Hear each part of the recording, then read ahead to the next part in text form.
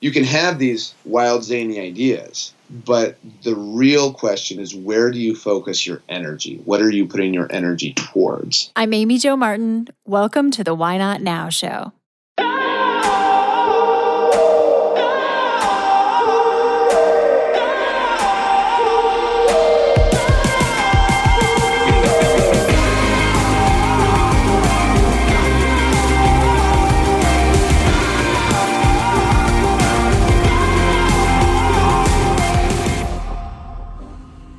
You know that thing you've been thinking about doing? Yeah, that one. Why not now? Have you ever actually taken the time to ask yourself, what's stopping me? Let's talk it through. This is your chance to give that idea the attention it deserves and take action. Each episode, I have a chat with a fascinating person, from entrepreneurs to athletes, celebrities, my parents, rocket scientists, and all walks of life. We talk through a critical time when they've asked themselves, why not now? We dissect that day or even that moment, step by step.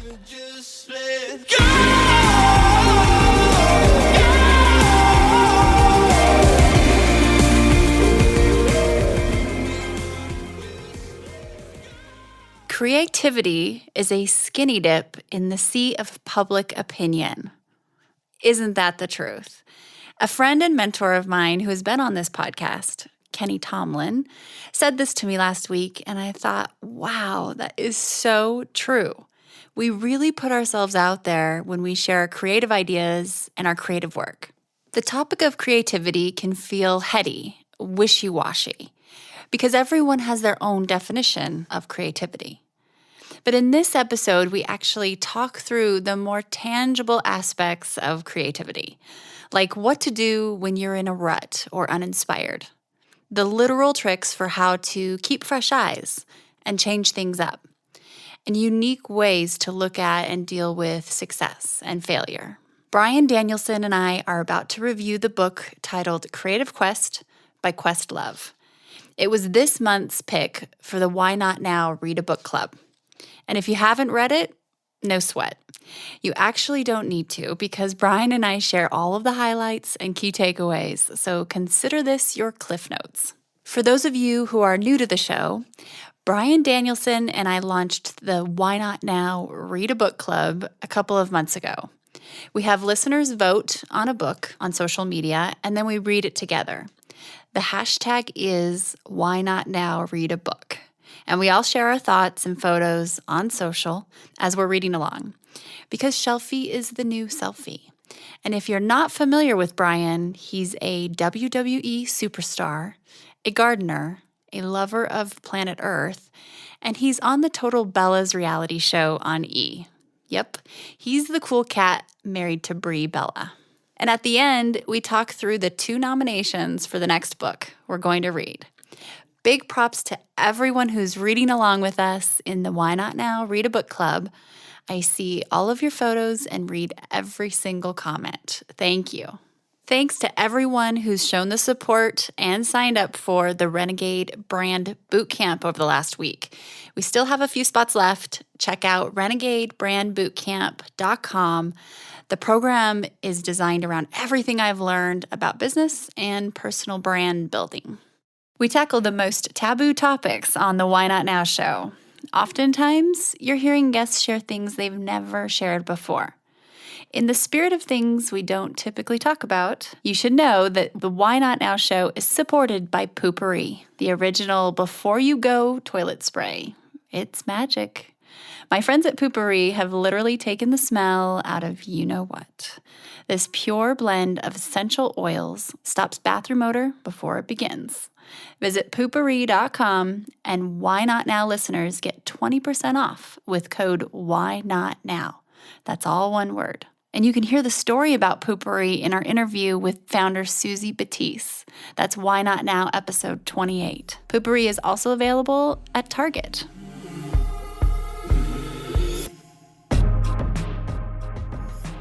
Hey, Bryan, how you doing? I'm doing great. How are you, Amy Jo? I'm good.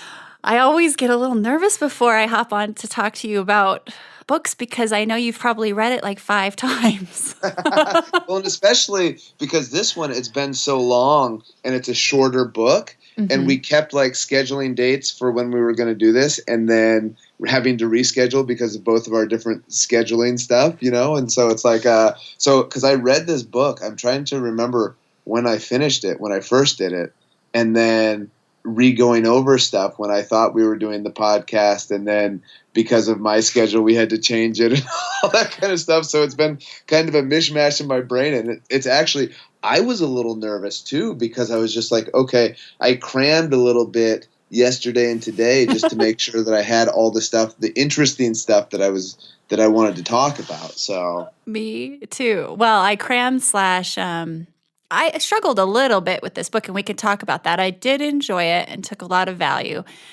but it wasn't as fluid and kind of easy for me to just dive into. So there was a little bit of cramming on my end too. But so we're talking about Creative Quest by Questlove. mm-hmm. And when you suggested this book, my context for Questlove is Jimmy Fallon because Yes. I'm a big Jimmy Fallon fan, and he's kind of been I've had a crush on him, and half he seems like my big brother. And so that's how I know the roots, and then maybe 1 or 2 tunes. But what was your relationship or just understanding of Questlove prior to reading? So if you were to ask me who Jimmy Fallon is, I wouldn't even really know, which is odd because my wife is actually going to be on the Jimmy Fallon show in a couple of days. Awesome. No way. Yeah. So So I love it's this. like if you were to say like, okay, who's the band that plays on the Tonight Show? Who's the host of the Tonight Show? I would have no idea. I didn't know who Questlove was. But then as I was reading this, and not when I was reading this, but I was reading the cover of this and seeing if I was interested in reading this book on creativity, and then to see all the different things that he's done in the creative space, that's how I kind of became aware of him. But obviously I've heard of The Roots.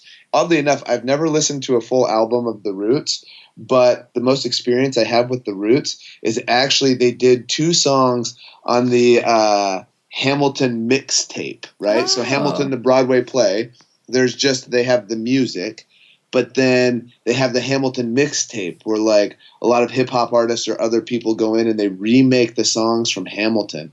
And The Roots redid 2 songs. My Shot, which is like this awesome, it's just this incredible, very inspiring, like, hey, if you want to get motivated type song, like I'm not throwing away my shot type deal, which is great in both the Hamilton, the Broadway play, but also in their remake. Their remake is actually like almost, I don't know, it's just more current, right? But then they also do a song called Who Tells Your Story, which is really good as well. But that's my only exposure to Questlove. It's so interesting. And then the irony of your wife being on the Jimmy Fallon show in a couple of days. That's awesome. So we both kind of went into this a little blind, and obviously a book on creativity by this creative connoisseur.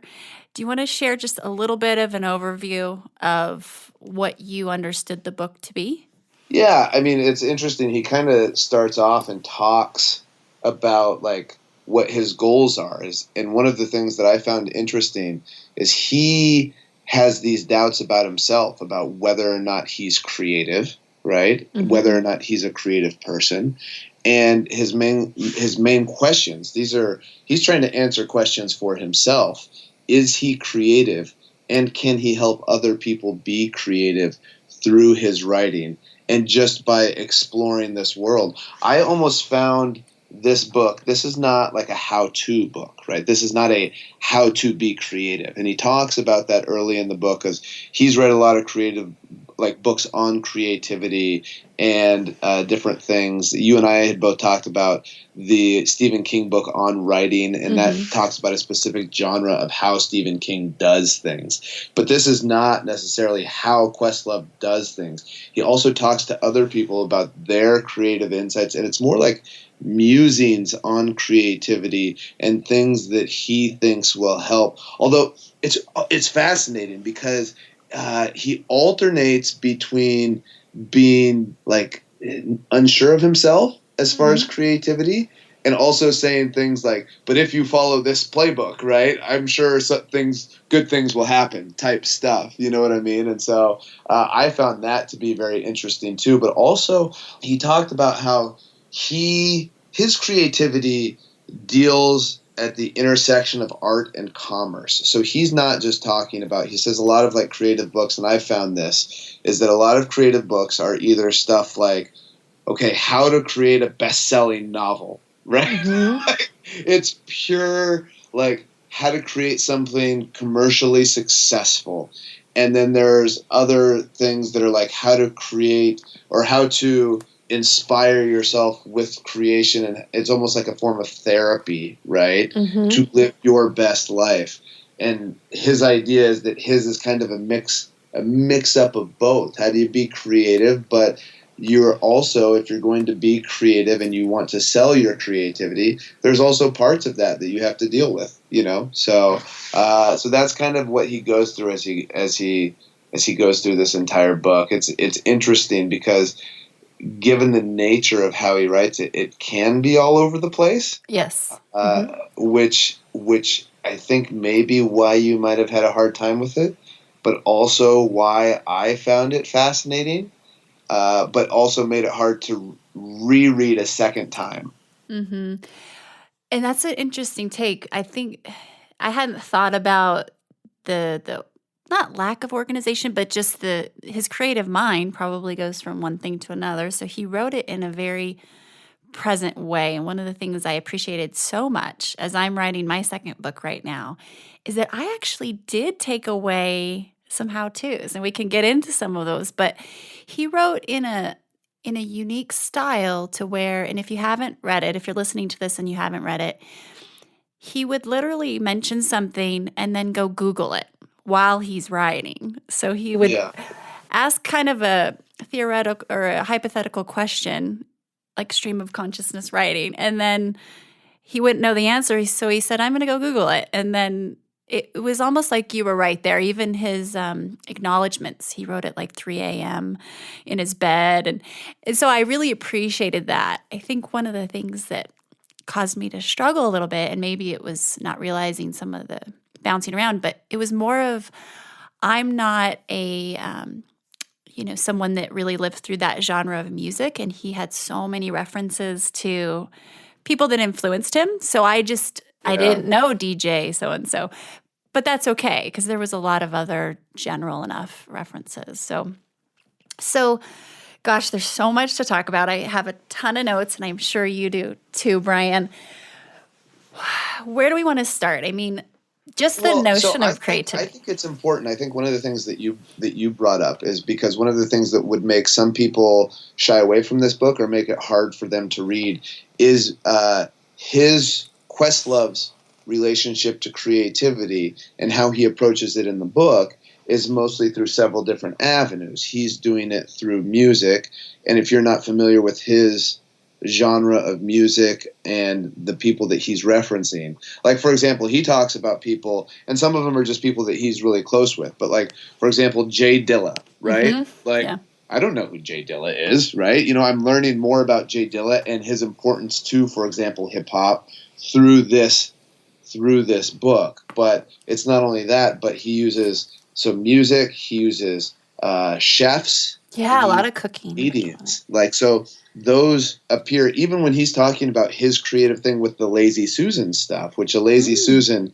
for those of you who don't know, because when he first mentions a Lazy Susan, I'm like, I have no idea what a Lazy Susan is. It's like a circular thing that you put at the center of the table that rotates so that you don't have to pass things across the table, right? And so like those are clearly his three main things where he's interested in these things, and these are his sources for how he looks at creativity. With that said, I look at creativity through the lens of professional wrestling, right? Which is where my outlet for creativity, how I look at things when I look at things in a creative aspect, that sort of thing. So I think when we're talking about it, I think it's important maybe for the listener to understand what aspects of your life are creative, or where are you coming at this book from? Because everybody's coming at it from a different perspective. And I'm so glad you mentioned your area of creativity, because I'd love to ask you a couple of questions in terms of the things that he brought up and whether or not you apply them or they relate to you. And so your creative process, Bryan, let's first talk about your relationship to creativity and your performance, because it is your outlet or one of your outlets. Can you talk through a little bit of whether or not you actually have a process or have developed one? Or is it just something that you innately kind of flow through, like when you're thinking it through? It's interesting because I found myself a lot in the book relating to things that he says, as far as like, okay, he listens to music and he'll hear a little something from this and like just start thinking of different things as far as music goes and that sort of thing. I find the same thing with wrestling, whether like I like mixed martial arts, so like UFC, right? Mm-hmm. So I may be watching a UFC show and something will happen in a fight, or something will happen in those packages that they have where they're interviewing the people and somebody will say something, and that will inspire me to start going down a different path as far as like, wow, how could I use something like that in wrestling? Or what is it that in that package or in that thing that connected me to it that made me feel something, right? Mm-hmm. He talks about that a lot as far as like, there are things that you're supposed to like, right? If you go to a museum, one of my favorite things is because sometimes I don't know how to go through a museum. I didn't do it as a kid, right? Nobody teaches you how to walk through a museum, right? Yep. So like, Bree and I's first date was actually at the Isabella Gardner Museum in Boston. And so we're going through the first floor and the second floor, and we had to go to a show that day, and so we didn't get a chance to go to the third floor. But the reason why we didn't get a chance to go to the third floor is because we stopped and looked at every single painting. Oh, wow. Because like, I don't know. I don't know what I'm doing, right? I'm just like, oh, I'm supposed to appreciate this art. And he talks about how, like, you don't need to stop and look at every painting. You need to stop and look at the paintings that really catch your eye. Jump out at you. Yeah. Yeah, if something catches your attention, good or bad. And that's the part that I was really interested in when he was talking about this sort of thing, is like things that catch your eye, good or bad. If it catches your eye in a way that it makes you angry, then you really need to pay attention to it. But my creative process is I try to watch at least one wrestling match a day, from other areas outside of WWE. Okay, right? interesting. So like, I went through this big stage where I was into 1980s lucha libre, which is like Mexican wrestling. And because what's been fascinating to me is I've had to change my style of wrestling, and I'm slowly in the process of doing that, which is interesting. So I have to change my style of wrestling because my style of wrestling was very physically aggressive and hard on my body, right? So I need to change it. And I have this idea for this style that would be much easier on my body. But he talks about this too, is you have to deal with your relationship to your past work and fans' expectations of your past work. Mm-hmm. And he talks about that in music. And like, if you just do this complete departure from anything that you've ever done before, that's like a real risk commercially, right? Mm-hmm. And it's also, all of a sudden, there are some people who had never seen you before who may like it. But the fan base that you've built up who are used to a certain thing, they are going to be like, wait a second, this isn't the roots that I'm used to listening to, or this isn't the Daniel Bryan of wrestling that I'm used to watching. And then so you do have to make slow kind of adjustments.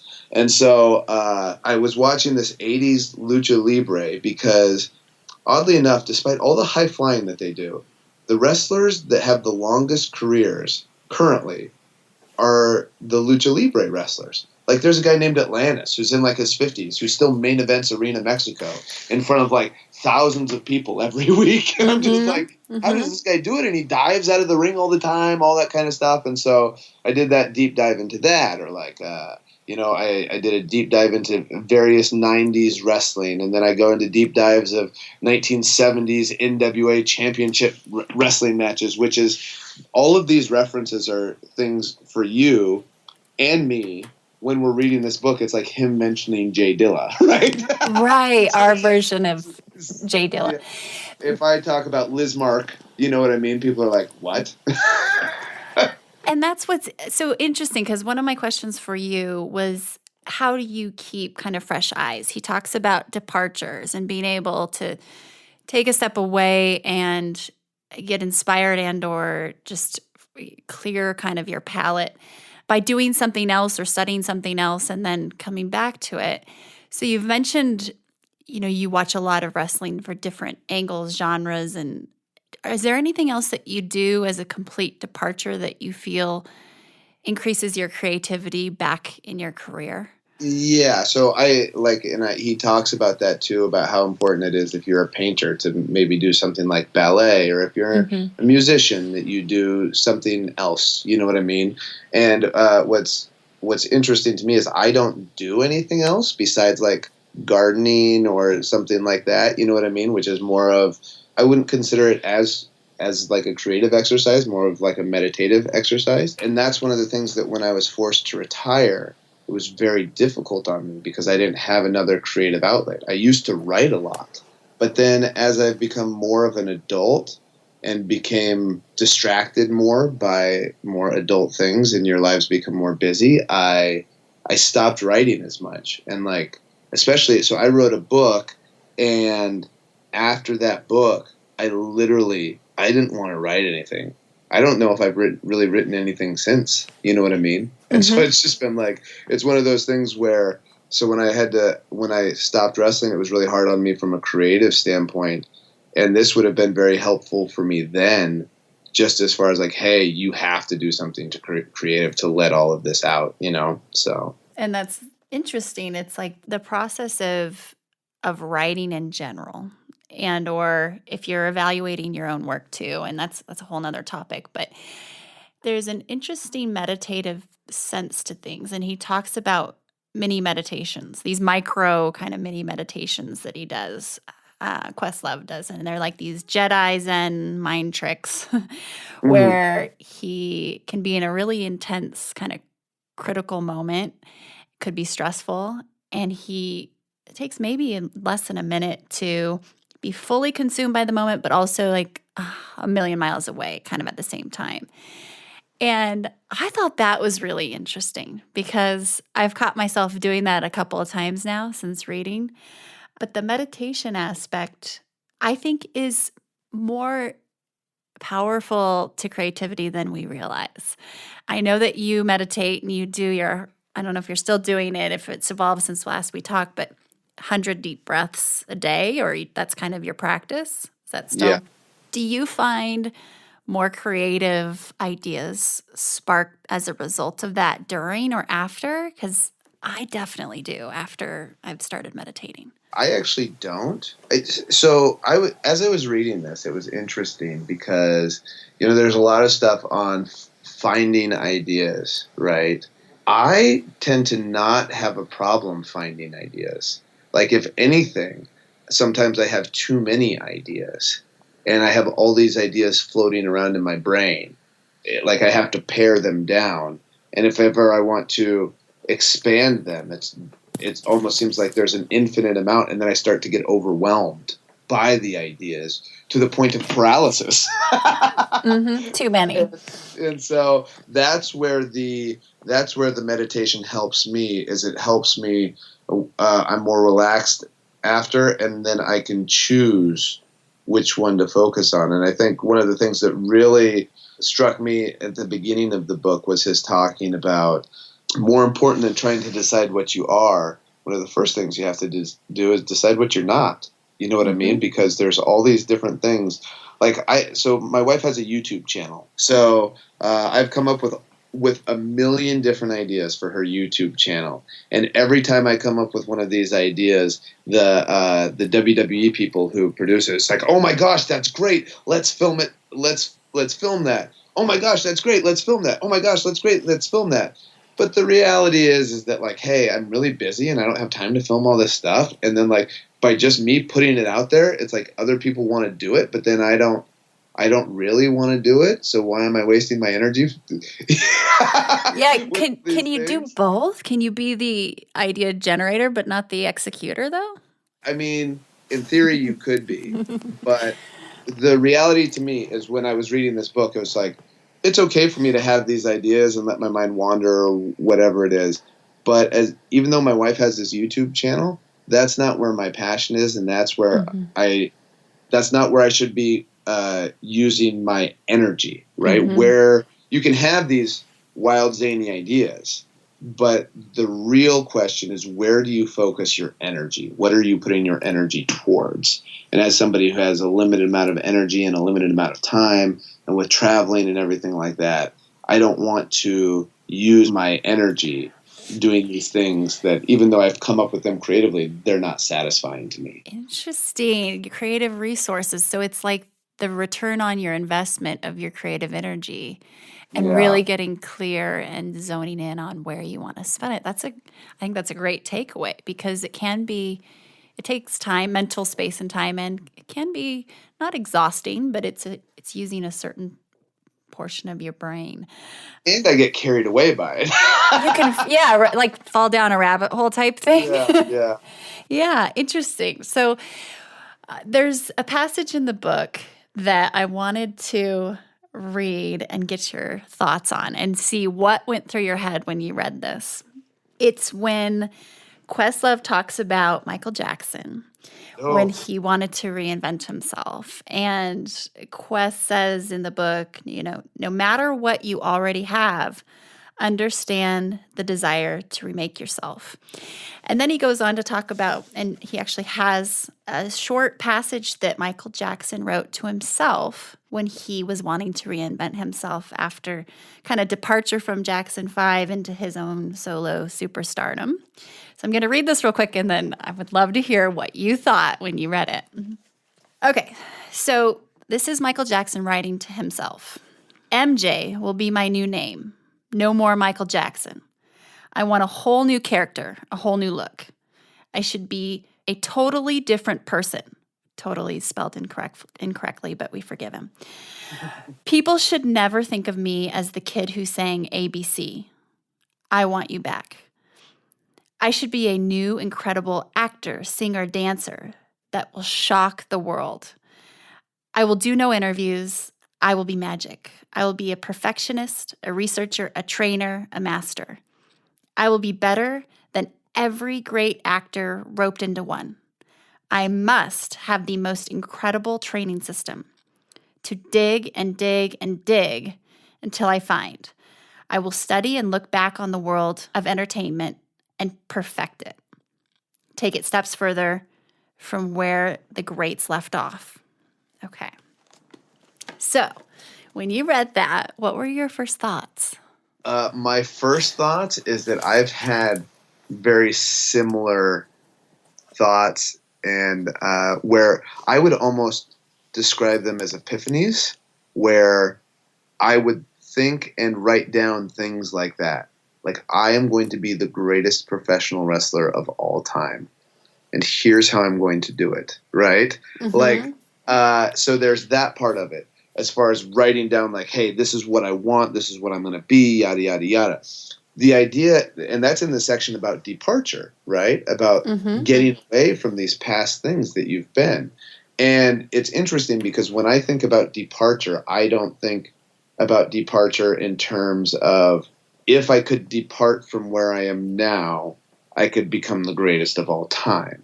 I think of, if I depart from where I am now, I could do something so totally and completely different that nobody, because of the expectations people have of Daniel Bryan, I could go and do these things that creatively would be so infinitely fulfilling just to see if they worked.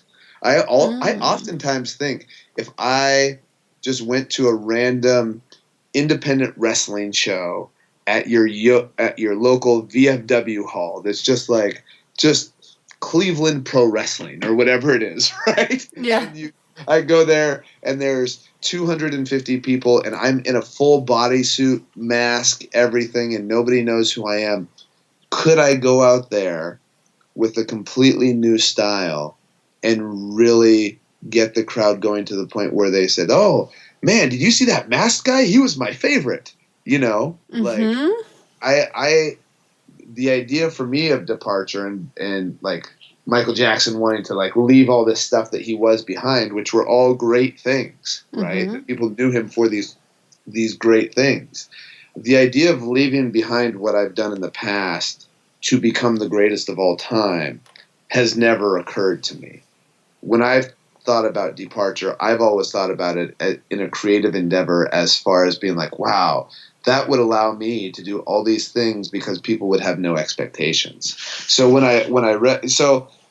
but I also, when you read that, you also have whatever your feelings are of Michael Jackson, whether it's empathy or sympathy, or whether you dislike him or you have like weird thoughts about him or whatever it is, you know what I mean? This letter contains a lot of, it will take you in that direction of your thoughts of Michael Jackson. So. Right. It's fascinating. And it's cool to hear the fact that you've had a similar just thought in a different way, but yours is related a little more to identity or not having that same, like you said, expectations. A few things that I took away from it. I had to stop after reading this. And it was on a road trip. My husband was driving and he was listening to the World Cup final. And I pressed, like, I turned down the volume and said, I have to read you this. And he looked at me like, really, is it that important? Because first, he's a musician, but I had to just see if my brain was taking this in a different way than like his would. Because at first I was very turned off and I just thought, does he not honor kind of where he came from and respect the fact that that was his platform to get to the next step? And then I thought, no, you're talking about a highly creative individual. I just saw it lacked some humility, but then also the biggest thing to me is I felt like in that passage, Michael Jackson really wanted to compete with the rest of the world versus kind of competing with his best self. And it made me think a little bit about Bruce Lee. Bruce Lee has written similar passages where I will make $10 million by the age of XYZ, or I'm totally paraphrasing. But it was more of an I am instead of I will. And it was him competing against himself more, it felt like, than.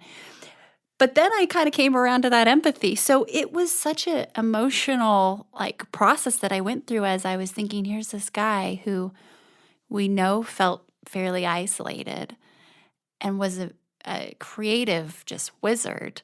But it allowed us into his head a little bit. So it was just fascinating because I think there's such a romanticism about wanting to reinvent yourself. Like we all have that at times. But to write it down, that's powerful too.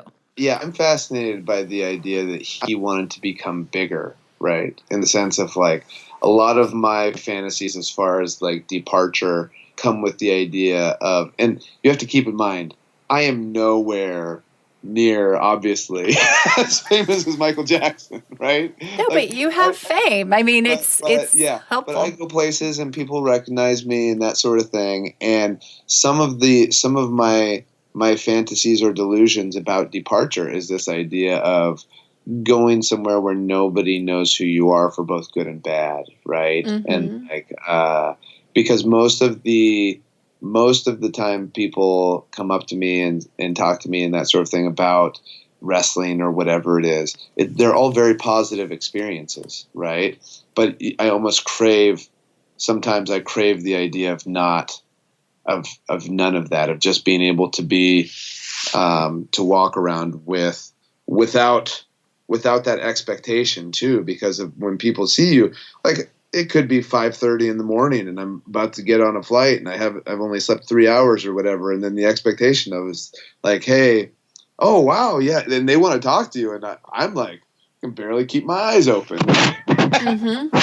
And so, like, some of those kind of things, and more so in the wrestling aspect of it, the expectation of what people expect in the ring and what people expect me to do and what people expect the interviews to be and all that kind of stuff. So yeah, it's interesting that he wanted to be bigger, because I would have thought that at that time he would have already felt like a very big star. But I mean, that's a different drive, I guess, than somebody like me has, so. Well, I think it's just interesting all around. And But I do like the idea of he wants to be magic, right? mm-hmm. Like, He I did like that become idea. magic. Yeah, I will be magic, right? Like, I've had that idea as like a performer. It's like, I want it to be like, I want it to be so cool and special when I go to the ring that it feels like what I'm doing is impossible. But that's also more of a creative quest than like a be bigger than anything else type thing. I think like the creative aspect of how you do something in wrestling that nobody's ever done before and that nobody can figure out, that would be very creatively fulfilling. It's just the whole concept is fascinating, and maybe that type of attitude and that angle and edge is exactly what makes Michael Jackson. And I don't know. So I have so much more appreciation after thinking it through, but at first glance, it's funny how you can have an emotional reaction to someone's creative writing, and then you come back full circle. I'm like, okay, no, I think my initial reaction was I was actually horrified at first. And then I came around to thinking about it, about me and myself, and then I became less horrified. Same, yeah. And it's, what reminds me of a little bit is I worked for several years very closely with Dwayne Johnson, and there's a similar kind of drive, or I don't know if it's bravado or charisma about The Rock, that it's world domination. And if you were to say that without knowing it in context, it would sound so probably arrogant or just, I don't know. But then, even as you say it right now, it sounds terrifying. Yeah, it does. But that's in his translation, that to him, I think, means him being the best he possibly can. And he does a pretty good job at it. But it's I guess it's the words we use. And the fact that Michael Jackson wrote that to himself, we're kind of like peeking in as voyeurs here. So I guess we can't judge too much. Right, but, yeah. I imagine, and I don't know if he says when he wrote that. But I mean, if you would have read the stuff I was writing that I didn't think anybody else would see when I was 20 years old, and you like cherry picked the worst / best stuff that would be interesting to the public, you might get some real good ones in there, but like, oh, this is horrifying, or whatever it is, so exactly that has to be taken into account as well. We're going to take a quick break, and we'll be right back. Hi, everyone. If you are digging this podcast, please subscribe, rate, and review on iTunes. It just takes a moment, and it means a ton to us. Also, after recording more than 100 episodes, I've created a bit of a cheat sheet on the top 5 things I've learned from renegades and how they get from idea to action, from dreaming to doing. I will email you the downloadable PDF when you subscribe to my newsletter. Just head to amyjomartin.com and click on Connect with Me. What are the other parts of the book that you really liked? I know that you struggled with some of the stuff, but what were there chapters or ideas that you really clung to? For sure. I really did enjoy the failure discussion and his view on it. So let's dive into that for a minute. And then there were some exercises that I took away that we might talk through that felt pretty functional and practical. But failure. So just in general, anytime we do something creative, we're putting ourselves out there and obviously being vulnerable. And I was talking to a friend about this, and he just started. He's an entrepreneur, very successful business person, has recently gotten into spoken word. And he said creativity is a skinny dip into the sea of public opinion. I was like, oh, that's so good. But yeah, when Questlove starts to, and I don't know if we're supposed to call him Quest because we're like, we know him so well now, or we call him Questlove, but whatever. Right. So when Q starts to talk about failure at the end of the book, rightfully so, he mentions that this analogy, and he says, failure is one of the only human endeavors where you can feel like you're crashing an airplane when it comes to creativity, but you're able to walk away. So if you put something out there that's from your creative being and it just bombs, it can feel like a near-death experience to you personally, but actually there's no harm in terms of the net at the end of the day in terms of physical, obviously, harm or anything. So I thought that was such a good way of putting it because I've experienced that, and I'm sure you have too. Yeah, it's I had actually underlined that and then folded the page and all that kind of stuff. It's actually a quote from David Bowie, and it says, "One of the few human endeavors where you can crash your airplane and walk away from it." He's talking about creativity. Thank you for clarifying the author too of that, of who deserves. Yeah. So, has there been a time where you've that you can think of top of mind where you felt that way? There's been a time. So he also, when he talks about failure, he talks about using it to inspire you to do more. Like it's a part of the journey. And that's one of the things I really appreciated about it is he was saying like, hey, if you're in a creative field for long enough, and this goes with anything, I suppose, not just creative things, you are going to fail. Yep. So how do you deal with that failure? The only true failure is then if you just stop, right? Yep. But there was one particular time, and I wrote about this in my book, where there was a match that people were very excited about. The fans were really excited about. And it was between me and another guy. And this was when I was on the independent level. So, I mean, we're talking about there might have been like 1,000 people there, but for that level, 1,000 people was like a lot, and they wanted to see us fight. And because we were both very good technical wrestlers, instead of fighting, we went out there and did technical wrestling for 40 minutes, probably. And in hindsight, you can see that, I can see that was really just the wrong move. And I don't know if anybody else would describe that match or that show as a failure. I describe it as a failure because at the end of it, the fans did not get what they wanted. But I also learned a lot from that in the sense of sometimes within what we do, you have things that you want to do, and then you have the fan expectation of what you want to do, and you have to at least give them. You have to meet their expectations there. You know what I mean?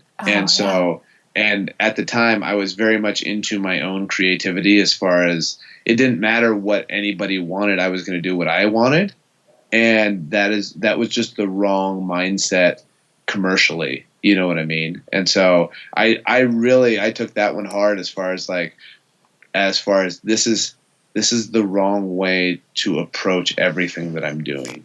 But it also made me better and a much better wrestler, like what he was saying. So yeah, that one was really tough. There have been, on a weekly basis, we do a weekly live TV show where I have matches most week on TV, and sometimes I come back just really demoralized and feel like whatever I had done was an absolute 100% failure. But it's always usually a motivating factor of okay, that means I need to work harder to make it better next time, or I need to change this or change that. So, I have 2 follow-up questions for you, or one point. So in the book, what you just described of kind of doing what you wanted to do creatively versus what the fans kind of expected. There's a similar story in the book where Questlove is DJing. Do you remember how he knew it would be great for the fans and for the vibe of this nightclub or something to play certain songs, but he had other stuff that he was working on that he wouldn't play what they wanted. He played what he wanted. And he talks about that same experience. So there's a delta there, and you have to kind of reconcile between your own creative desires and what your audience wants, and it's an internal kind of healthy tension like feeling. I know from my experience too, which is part of that. It's just part of the creative process, right? So Yeah, yeah, and it's the big thing to me is with the failure section is just like that's and everybody has to deal with it, not just creatives, business people. Like that's one of the big things they say about being an entrepreneur, right? mm-hmm. You have to know that you're going to fail and you're going to learn more from your failures than you do your successes. Because if everything just comes easy, like that's why it's interesting. Different note, but same kind of thing. That's why I have so much respect for somebody like LeBron James, right? Mm-hmm. Because you have to think. They always talk about how hard of a worker LeBron James is. Like the whole time in college, or maybe he just went straight from high school to the NBA. I forget. The whole time he's been in the NBA, he's the hardest working guy. Well, you have to think this guy is like he has been picked from the time that he was very young to be like, this guy is the guy. So how do you keep working hard? So if you're a high school basketball player and you're so much better than everybody else that they want to draft you straight from high school into the NBA, how do you keep working that hard? And then after you're in the NBA and everybody says that you're the best player in the NBA, how do you keep working that hard after you've already won an NBA championship and all that kind of stuff? Mm-hmm. How do you keep working that hard? Because I think to me, like part of the reason, if everything was easy for me in wrestling, I could see how I might not work as hard or might not think about it as much, or I might just think it's this simple thing. Mm-hmm. But I think like failure really helps build you. And that's why I'm actually sometimes more impressed by people who have never had any failures, not because, wow, they've succeeded every time, but then like if they've never failed, how do they have the motivation to keep working so hard?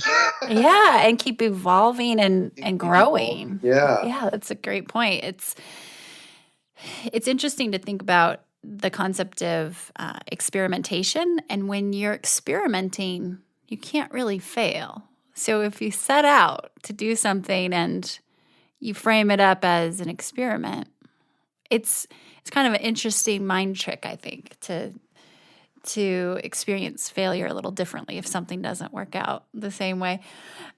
So any other crazy, strong, poignant things that you took away from the book that you want to talk about?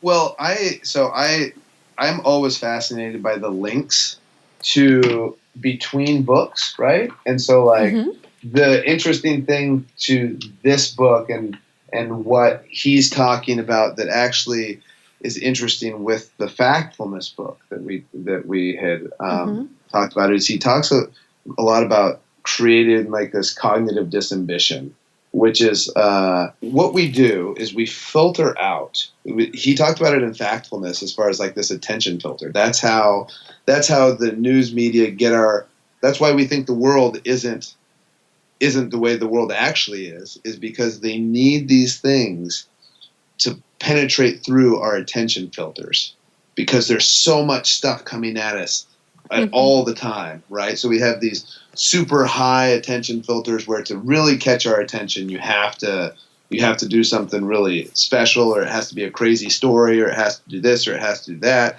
and that's why we don't have a fact-based view of the world. And he's talking about letting that attention filter down, being able to absorb more things in the world around you, paying attention more, so you're not so. And that's one of the ways that you let your creativity. So, for example, if I were to only watch WWE wrestling and only watch WWE wrestling from the last 10 years, and that was the only way that I learned or thought about wrestling in a certain way, I would never evolve past what everybody else is evolved to because they're doing the same thing, right? Yep. But if I start taking in things from all these different things, if I take in stuff for, like, we do a lot of interview segments and that sort of thing.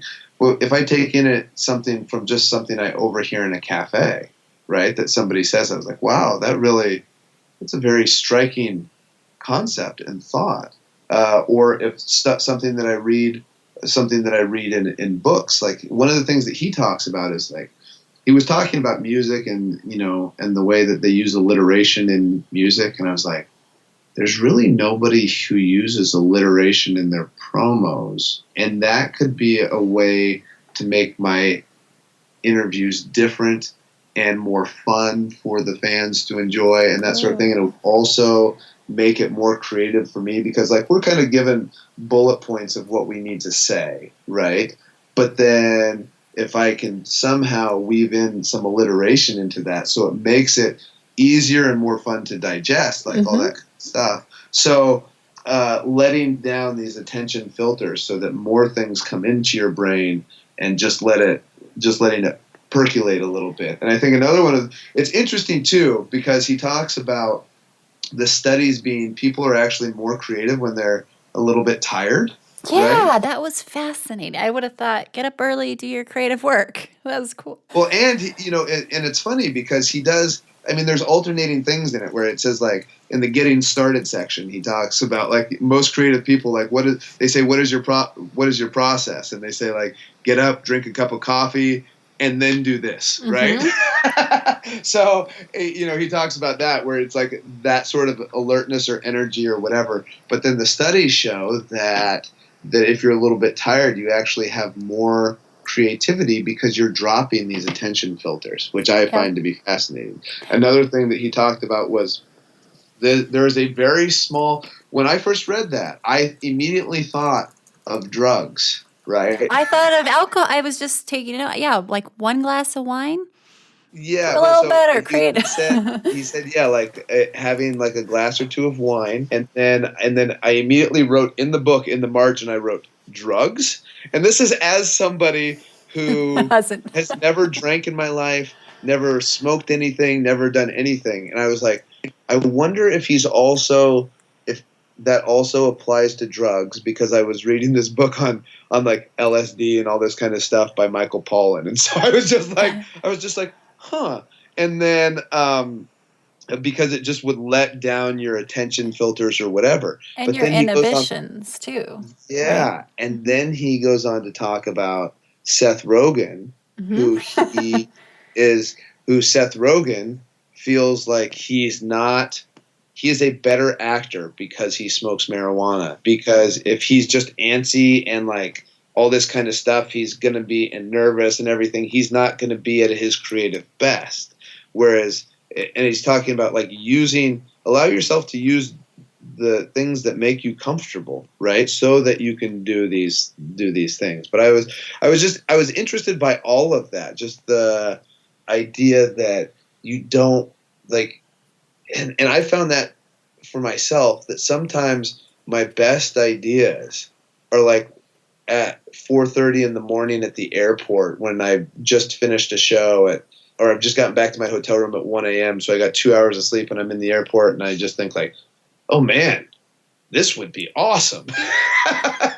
And I've always struggled to figure out why that is, but it might be just that attention filter, Yeah, it was a really interesting takeaway, and a couple of things that he talked about relative to the internet and the online world relative to this too was fascinating, and it's so true. And at one point he said something like the brain is more of a hunter and gatherer versus a farmer these days because of the internet. Yeah, which it just reminds us that we do have to think for ourselves. It's so easy to go Google something and adopt what we're reading. And if we close our laptops, and even said at times you just have to close that computer and get bored for a second to allow your attention filter to change. And that was key for me. And also at one point in the beginning, this is probably my favorite quote in the whole book, was he said, be a tourist in other perspectives. Yeah. And it all ties into what you just said. I think that's a huge takeaway. Yeah. So I am fascinated by the idea. I think that was one of the very interesting things to me in the book that I thought about for a long time after, and I've like seen it in other stuff, and I've thought about it and contemplating it just in life in general before this book and after. But he also talks about the internet. So one, as far as a creative, right? It's a distraction, but it's also makes our lives easier in the sense of, if you have this idea, you can go out and research it faster than you ever could before. But then as you're researching that, you could also get drawn down these other rabbit holes of things that are like super distracting, that sort of thing. But there's so many different levels of this too, because then he's talking about like reviews and how now to be a reviewer, anybody can be a reviewer. It doesn't take much to just go and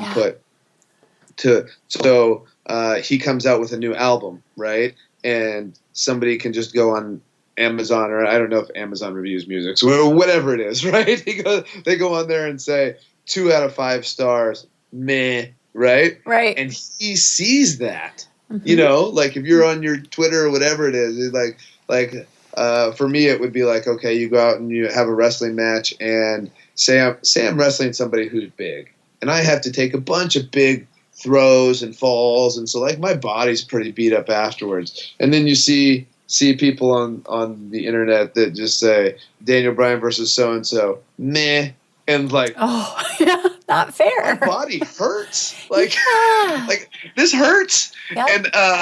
And so he talks about that and the hierarchy of what it does in some ways. In some ways this is fantastic in the sense of it diminishes the hierarchy of like reviewers, right? Mm-hmm. And in some ways that's fantastic, but in other ways there's people that have no authority or should have no authority. Or he talks about people who they don't really have any thoughts on what you just did, but they feel like they should. They're just clicking buttons. Yeah. And so like all this, I find how the internet affects our lives now to be one of the most fascinating things that's going on. Just because, like, one of the people I work with, I saw at the gym yesterday. Like, I walk into the gym, and this person is on a cardio machine, not going very hard, and just looking at their phone, like head down, buried in their phone. And who knows? I don't want to judge. I don't know what's going on. It could be something important, but it could be just like there's this whole world around us, and we're constantly, I get in these rental car shuttles all the time. And there was one time I was in New York City, and I walked in. Every single person, there had to have been 25 people on this bus, some people who were traveling together, and they were all down looking at their phones. And I was like, wow, what's going on? You know what I mean? Like, but there was a great quote that he had in there, that it was like, because he also talks about creativity as a way to push away our insignificance. Oh, right? Yes, I marked that too. We are insignificant as humans, and that's when you start really thinking about our insignificance and all that kind of stuff, and how creativity is a way to put something out there so we're not so insignificant, but still knowing that we're insignificant. But one of my favorite lines is something, and I don't have the exact quote. I wish I had but he says something like this: "We are all insignificant, but we are infinitely more significant than whatever is going on Twitter." And he doesn't use Twitter exactly, but I just like, that's how I took it, because so many of the people I work with are like on Twitter or on social media all the time, and I just like, we're insignificant, but we're so much more significant than anything that's going on Twitter. and so I loved that, and it was just it was really just really good on. It was a really just good thing to think about for me, Yeah. This is the quote. I found it. You have to remember that you're insignificant, but also that you are potentially more significant than all the noise that's being supplied to you at every moment. And it's really true. Every single moment, there's all this noise that's just coming out at us, and people feel like they have to like absorb it all or know, like, oh, well, this is important. I should know this or this because my friend mentioned this on Instagram. I should comment on it or whatever it is. I should like it. I should do this or I should do, whatever it is. He's a real proponent of letting boredom just allow yourself to be. Yeah. Allow yourself to be bored and allow yourself. I thought you were actually going to mention another point about that area where he says, when you realize you're insignificant, you can start feeling two things, passion and pain. Passion is the way you fight meaninglessness. If you were significant, you wouldn't necessarily need passion at all.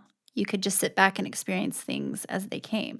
And pain is the acceptance of the truth of that insignificance. So it's like both with failure and your own relevancy and worth, he kind of twists it and says, no, it's okay. It's actually healthy to feel insignificant. And anyway, but then there's the flip too, like you said, with the freedom and knowing that there's so much noise, you can still be significant in the real world and forget about the interwebs for a minute. Yeah. Interesting. It's just such a weird thing because he's done, like, I felt like a lot of times in the book he is alternating between ideas, and he even says I feel like it's in the introduction, which I really like, saying something like, and in this process we will find out about creativity or we won't find about creativity, and it's all the same. Yes, he contradicts himself constantly and kind of almost not argues, but he accepts that he believes both, right? And he can believe both. It's interesting. Yeah. Yeah. Oh, yeah. So reading this book, and I find this a lot with books that make me think and like I'm interested in and all that kind of stuff. It really makes me want to talk to the author and just like, I really want to know him. Like, I really want to like sit down and just be like, hey man, just like, let's just chat, Yeah, totally. Have a cup of tea and see where things go. It's not like I want to talk to him about creativity because that's why he put out this book, right? I want to talk to him and see how he interacts with the world just as he's just functioning as a human, Well, you never know. Maybe we'll still get him on here. Yeah, my wife is gonna probably interact with him like as he's just doing his job on Wednesday, and I'm like, I'm sure she won't be nearly as interested as I would be. Where I might just be like a fly on the wall, just like, okay, I'm going to observe him and see how he interacts with all these people. Because really, if you first meet somebody, that's not how somebody really is. You know what I mean? Mm-hmm. Like typically. But if you just watch somebody as they're in their work environment where they just do this every day and just kind of like see how they are and what they talk about and all that kind of stuff, like I'm just fascinated by the whole thing. So it'll be interesting for you to kind of witness even his context in that situation, because you're not a Jimmy Fallon, necessarily very familiar with that show. Yeah. I don't know about it. But yeah, but one of the things too that, so there are parts of this book that I really had a tough time with, as far as like things that I really didn't care about. Like the whole chapter on success and failure, really, I was just like the failure stuff was good, but that sort of thing. But one of the ones that I thought, like, when I read it, I thought every pro wrestler should read this is the thing on mentors and apprenticeships. And I read it and I thought, you know what, probably like a lot of people should read this. And the idea, so I was very lucky to have a wonderful mentor in pro wrestling. So I was trained originally by a guy named Shawn Michaels, who's considered one of the best North American wrestlers of all time. But when I was first starting with him, I was just learning the basics, like very much just the basics. So I couldn't glean everything that I could from him. But then when I moved on, I started being trained by a guy named William Regal, who is not nearly as popular or famous as Shawn Michaels. But William Regal became my mentor, right? And so he trained with me for 3 months. But then even after that time period, like he was always checking up on me. So like I was going, he had hooked me up with jobs. He was constantly asking me to send him tape of my matches and stuff. And then like we'd bat back and forth ideas. And you have to keep in mind, this was when I'm on the independent circuit. So, I mean, it's not like what I was doing was on such a large scale, right? But he's just constantly interested and wanting to help me and all this kind of stuff. And he's been just an amazing mentor. But one of the things that I really like that he said is that when you're an apprentice, the mentor isn't important. The thing that you need to focus on is being an apprentice, being the best apprentice that you can be. You know what I mean? Mm-hmm. And like, that was, I thought that whole section was just really, really good.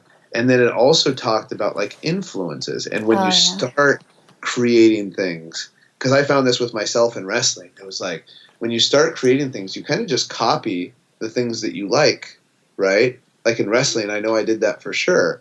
And then once you start creating things on your own, like now all of a sudden you're no longer just completely a copy of somebody else. Now you're becoming your own thing. So you start being influenced by other things. One of the things I really liked about, he had said this about his own, why he doubted that he's creative, is that he said, he does all these different drumming styles and techniques or whatever. And they're like, wow, that's so, people who don't know are like, wow, that's so creative. But he says, that's only because you don't know how many influences I have. Mm-hmm. Right? Like even great drummers, like people who you would consider a great drummer, like he seems like he has an encyclopedic knowledge of drummers that just like stays in his head, and how when he's doing a song, he's like, okay, how would this drummer do this song? And he just starts doing it as that drummer. It's like he's cosplaying as a different drummer. And it's interesting because people have, like other wrestlers have asked me and been like, oh man, where did you, like, man, the stuff that you do is so creative and awesome. And in my mind, I'm thinking, it's like, well, that's because you've never watched Millie Zerno in 1881. You know what I mean? Like inspired imitation evolves into your own creative. Yeah. And how like all these influences, when you take these things from all these different influences, they become, you end up melding them into your own thing. On formula. That becomes your creative act. And one of the things that I really like when he wrote it, I just was like, that's so true, is he just says originality, like people pay way too much attention to originality because everything springs from something. And just because we don't know where something sprung from, like, because like in the 1960s, we didn't have the internet, right? So we don't know. Take a look it up. Yeah. Yeah. When such and such derived this musical style from hearing this person, and then like, oh, that sparked an idea that did this, but it was just like a play off of that. We, because of everything that we have access to now, like within wrestling, I can see, I've watched things and go like, okay, that's derivative of this, which is derivative of this, which is derivative of that, right? And so you can kind of trace that thing of where these ideas have sparked from. And there are like some bursts of pure originality, but they come from something else that's outside of wrestling. So are they really original? And the thing that really struck me is he said, nothing is nothing. So there's nothing that comes from absolutely nothing, because nothing is just nothing. And nothing comes from nothing. Even like when you talk about evolution on planet Earth, you talk about like, okay, there were these molecules that somehow interacted in a way to form life. And then those things interacted with other things to form this thing. And then these things evolved because there was a whole created because of this. It wasn't like we set out, and I mean, it depends on if you're a creationist or an evolutionist or whatever it is, you know what I mean? But the planet didn't just start with humans, right? Like, here's a planet, in drops a human, right? And it doesn't just come from nothing. You know what I mean? And totally. Even if you're a creationist, it still doesn't come from nothing. It came from somebody who put together this thing, and it comes from something. Nothing comes from nothing. And that was an idea that I had read when I was reading it. I was on a plane, and then I just stopped, and I started looking out the window, and just mind went awry for probably 15 minutes. Well, it's hard to wrap your mind around it. It's kind of mind-blowing when you start to try and truly think through that concept. Well, let's talk about our next book. So I know you have something in mind, and we'll do another poll like we did before on Twitter where everyone can vote. Do you want to share the book that you're thinking of, or do you want to give it some time? And we No. Okay.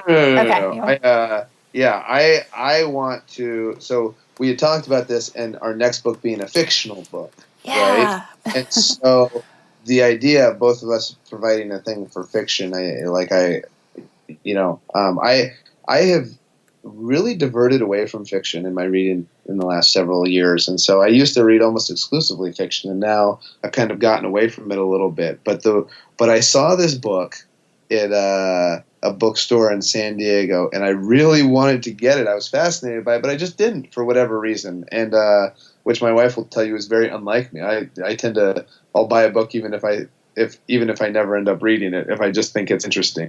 But it's called The Overstory by Richard Powers, and it's just about the environment and like trees' effect on us. And the idea is that like there's somebody falls into like a forest or something like that, and it's all this stuff about trees communicating with each other and all this kind of stuff, and about the trying to save the forest, and then all this different, like, it's kind of abstract, but I think it's really good. And it was in like the featured titles thing, so it should be accessible enough to most people that it wouldn't be like this avant thing that we're not going to be able to understand, right? Good. So that's the one that. Here's the thing. It says five strangers are brought together in a last and violent stand to save the continent's few remaining acres of a virgin forest. So I mean, that's right up my alley as far as environmentalism, retelling, and all that kind of stuff. So yeah, that's my suggestion. The Overstory by Richard Powers. Okay, so The Overstory by Richard Powers. And I too, I'm craving a fiction book. I very rarely read fiction, but it's just feeling it. And I'm not going to put my official nomination out there yet because I want to do a little bit more research. One of the things I'm considering is All the Light We Cannot See by, I forget who wrote it, but pretty popular fiction book. But I'm going to include my nomination when we do the poll. So if you're listening, just look for the poll within the next few days, and we'll go from there. Yeah, sounds good. Yeah, it'll be interesting to see, because these are all ideas that we can talk about, right? Like, he's saying this, and I think this, or this is how this relates to me. It'll be interesting to do it with fiction. It will be. Me too. I was just thinking that. Like, how do we even... evaluate I immediately go to writing style and trying to turn it into nonfiction. Right. So maybe it'll be a shorter review. Who knows? Maybe it'll be longer. Okay. Well, thank you for your awesome review of Questlove's Creative Quest, and we'll be on to our next book here soon. Yep. Thank you very much.